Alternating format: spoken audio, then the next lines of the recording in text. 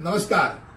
कायदेशीर माहिती देणाऱ्या माझ्या YouTube चॅनलमध्ये तुमचं स्वागत आहे. आजचा विषय चिथावणी. तर चिथावणी म्हटल्यानंतर आपण ज्याला उस्कवणं म्हणतो, ज्याला प्रोवोकेट करणं म्हणतो, या चिथावणीला भारतीय न्याय संहितेत नक्की कुठे बसवलंय आणि कुठच्या गोष्टीला चिथावणी मानली जाते आणि चिथावणीचे परिणाम काय होऊ शकतात याबद्दलचा आजचा व्हिडिओ. पहिली गोष्ट, भारतीय न्याय संहिता जी आता नवीनरित्या लागू झालेली आहे त्या चिथावणी देण्याचे अनेक कलमांमध्ये वर्णन आहे आणि ज्यात प्रामुख्याने कलम 122 ज्यात दुखापत किंवा गंभीर दुखापत करणं हे त्यात अंतर्भूत आहे. यात चिथावणी हा प्रकार आहे. आणि कलम 192 मध्ये जिथे दंगल घडवून आणण्याच्या उद्देशाने ज्या एकत्र माणसं येतात आणि दंगल वाढावी म्हणून लोक चिथावणी देतात त्या करता तो कलम.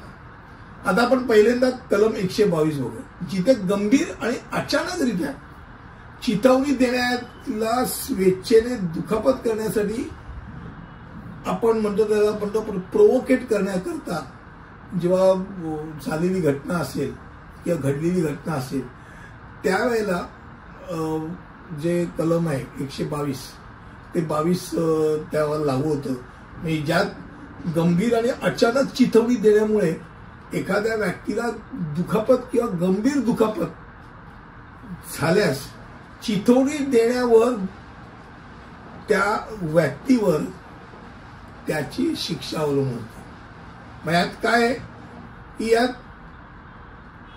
ज्यावेळेला आपण म्हणतो की याने मुद्दामून केलंय त्याऐवजी याला कोणीतरी चिथावणी दिल्यामुळे केलंय. म्हणजे कुठेतरी ते त्याला प्रोवोकेट केल्यामुळे झालं. त्याचे हा उद्देश तर नव्हता. मार त्याला असं म्हटल्यानंतर त्यांनी घातलं डोक्यात दगड. ते डोक्यात त्याचं डोकं काम नाही करत होतं. शिक्षा तर होणार पण कमी होणार. ती हा एक भाग नक्की असतो. चिथावणी देणाऱ्या व्यक्तीशिवाय इतर कोणालाही इजा करण्याचा व्यक्तीचा हेतू नसावा हा एक भाग नक्की आहे. शिक्षा दुखापत जी होती ती 1 महिन्यापर्यंत, जर साधी असेल तर 1 महिन्यापर्यंत तुरुंगवास, 5,000 रुपयापर्यंत दंड. आणि गंभीर दुखापत झाली अशा चिथावणी देण्यामुळे काही जी काही दुखापत घडलेली आहे ती गंभीर दुखापत असेल तर 5 वर्षापर्यंत त्याला तुरुंगवास आणि 10,000 रुपयापर्यंत दंड होऊ शकतो.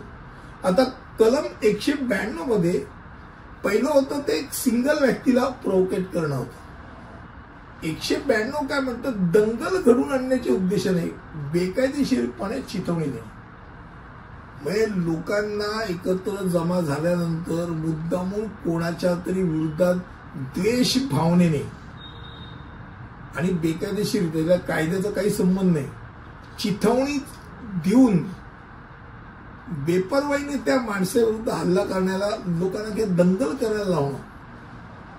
हिंदू मुसलमानांचं असेल, या व्यक्तीने गाय कापली आहे, हिंदूंना भडकवणं असेल, इतर वेगळ्या प्रकारे की जेणेकरून माणसं पटकन भडकतील आणि डोक्यात राग घालून त्या माणसावरती हल्ला करतील किंवा त्या समूहावरती हल्ला करतील किंवा त्या दुकानांवरती हल्ला करतील किंवा त्या एकूणच त्या जी काही बाजारपेठ आहे किंवा घर आहेत त्या घरांवरती हल्ला करतील. याकरता जेव्हा चिथावणी दिली जाते त्यावेळेला ज्या लोकांना चिथावणी दिली जाते ती दंगल कधी म्हटली जाते, साधारणतः 5 किंवा त्याहून अधिक माणसं किंवा व्यक्ती बेकायदेशीररित्या जमा होतात आणि एका समान उद्दिष्टाने ते हल्ला करतात तेव्हा ती दंगल आपण म्हणतो. त्याला शिक्षा दंगल घडली की नाही यावर आधारित बदलते. दोन्ही परिस्थितीत संभाव्य तुरुंगवास आणि दंड आहेच. अर्थात त्या दंगलीनंतर वस्तूंचं नुकसान होतं किंवा त्या माणसाला, ज्या माणसाविरुद्ध किंवा त्या समूहाविरुद्ध हल्ला केला जातो त्यांना त्यांचा खून होतो, त्या सगळ्या घटनांवरती त्यांची शिक्षा वर खाली होत राहते हे नक्की आहे.